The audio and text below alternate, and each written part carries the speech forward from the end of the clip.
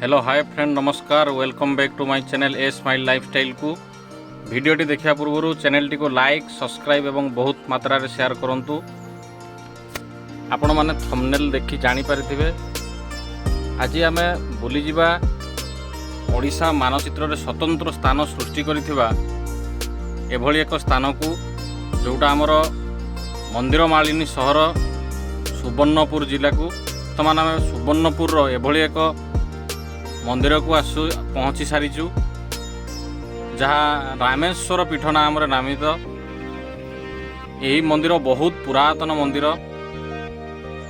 यार इतिहास अच्छी जिते परशुराम क्षत्रिय मान युद्ध में परास्त करी और माँ सुरेश्वरी पाखरे एक महायज्ञ करते से सुरेश्वरी मंदिर वीडियो मु डिस्क्रिप्शन लिंक दे आपण मैंने जाकि देखिपारे। से महायज्ञ सरला परे एठी एक मंदिर स्थापन करथिले जहाँ रामेश्वर मंदिर बोली ताहार इतिहास अच्छी। तो चलतु यह मंदिर बुलाबुली करवा और पार्श्व देवादेवी को दर्शन करवा और जगतर कल्याण पाई महाप्रभु रामेश्वर पाखरे प्रार्थना करवा।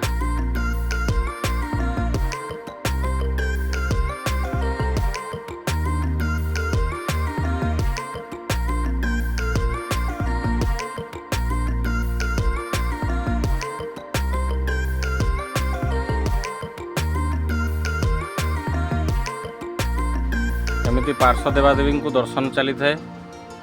आ गोटे विशेष कथा सांग माने यही मंदिर रे प्रत्येक सोमवार संक्रांति आउ वर्षर शिवरात्रि एवं श्रावण मासरे बोलबम भक्त मानकर बहुत मात्रा रे भिड़ होता है। आउ एठी सबु प्रकार पर्वपर्वाणी बहुत आडंबर सहित मध्य पालन करा जायथे। तो देखंतु बहुत केते सुंदर लागुछि मंदिर एवं चतुर्पार्श्व सबु प्रकार मंदिर पाइबे आपण माने।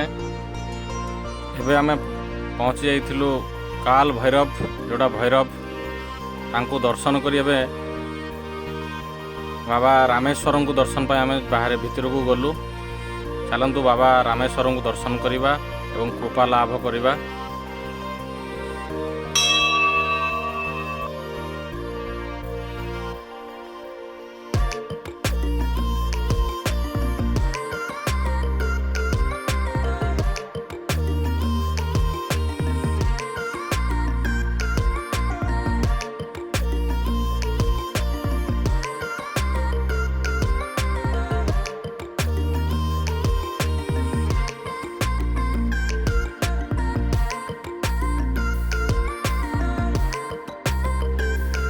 बाबा रामेश्वर राम प्लस ईश्वर रामेश्वर को बहुत सुंदर भाव में दर्शन होता। चलतु बाकी थिबा आमर पार्श्व देवादेवी को दर्शन करवा आज दिनटी को उपभोग करवा। ता सहित वीडियोटी शेष पर्यंत देखंतु स्किप करंतु नहीं। बहुत नुआ नुआ जिनस अच्छी आपण मानकु मु ए वीडियो माध्यम रे देखैबी। तो शेष पर्यंत आम सहित जड़ित हो रही था। और जो मैंने नुआ देखुंट चैनल टी को सब्सक्राइब करनी आपण मैंने आमर जी नुआ वीडियो आसो तार अपडेट पाइपर।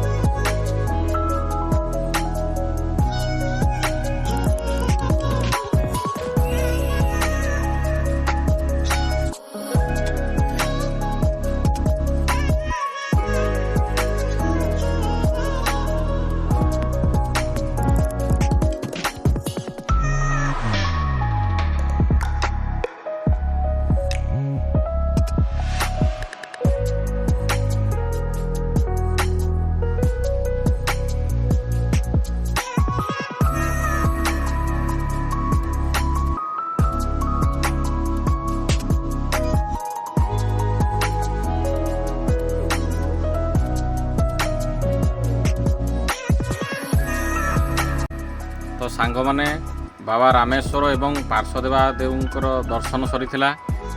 एबे चलंतु मंदिरर ଯେଉଁ ଅଛି ପାର୍ଶ୍ୱରେ ଯନ୍ତ୍ର ମନ୍ତ୍ରର ଏକ ପୀଠ ଅଛି, ସେଇ ପୀଠକୁ ଚାଲନ୍ତୁ ଯିବା। ଏଇ ଯେଉଁ ଦେଖନ୍ତୁ ଶ୍ରୀ ଶ୍ରୀ ରାମେଶ୍ୱର ତ୍ରିବେଣୀ ସଙ୍ଗମ ମନ୍ତ୍ରତନ୍ତ୍ର ଯନ୍ତ୍ରର ଯେଉଁ ପୀଠ, ସେ ପୀଠକୁ ଯିବା ଆଉ ଦେଖିବା କ'ଣ ସବୁ ଜିନିଷ ଅଛି। ସାଙ୍ଗମାନେ ଏଇଟା ହେଉଛି ଗୋଟେ ଆମର ତାନ୍ତ୍ରିକ ମାନଙ୍କ ପାଇଁ ସାଧନା ପୀଠ, କାରଣ ଏହି ରାମେଶ୍ୱର ମନ୍ଦିର ଦେଇକି ହିଁ ଏଇଠି ଆମର ଶ୍ମଶାନ ଘାଟ ବି ଅଛି।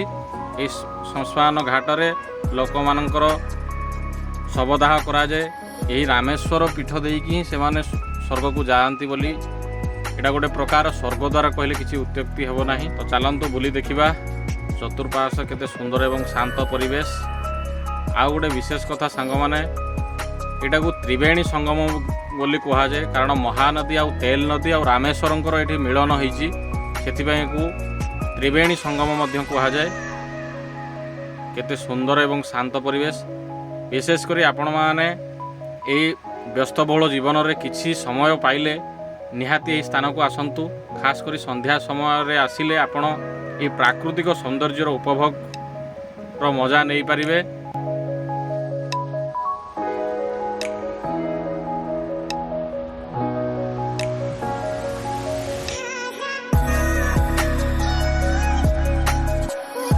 ତ ସାଙ୍ଗମାନେ ଏମିତି ବୁଲାବୁଲି ଚାଲିଥାଏ।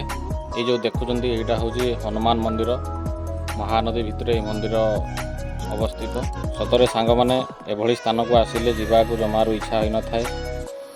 ତ ଆପଣମାନେ ଯଦି ଏ ସ୍ଥାନକୁ ଆସିବା ପାଇଁ ଚାହୁଁଛନ୍ତି, ସୁବର୍ଣ୍ଣପୁର ବସ୍ଷ୍ଟାଣ୍ଡରୁ ମାତ୍ର 3 କିଲୋମିଟର ଦୂରରେ ଅବସ୍ଥିତ। ତ ସାଙ୍ଗମାନେ ଭିଡ଼ିଓଟି ଏଇଠି ଶେଷ କରୁଛି।